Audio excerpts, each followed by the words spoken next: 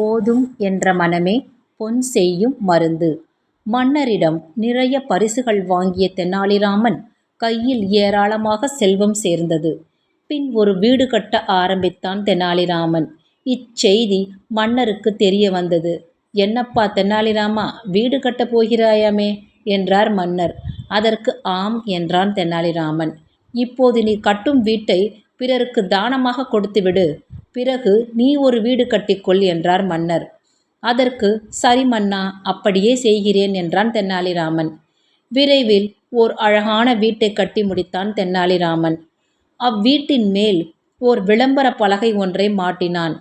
போதும் என்ற மனம் படைத்தோர் இவ்வீட்டை இலவசமாக பெற்றுக்கொள்ளலாம் என்று எழுதியிருந்தது அந்த விளம்பர பலகையில். 1 மாத காலமாக யாரும் அது பற்றி விசாரிக்க வரவில்லை தெனாலிராமனிடம். 1 மாதத்துக்குப் பின் ஒரு நபர் வந்தார். ஐயா, நான் போதும் என்ற மனம் படைத்தவன். ஆதலால் இவ்வீட்டை எனக்கே கொடுங்கள் என்றான்.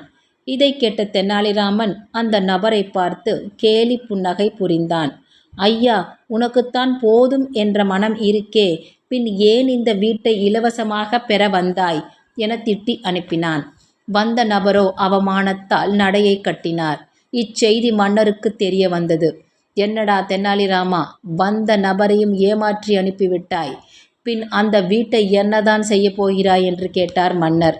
அதை கேட்ட தெனாலிராமன், நல்ல நாள் பார்த்து கொண்டிருக்கிறேன்.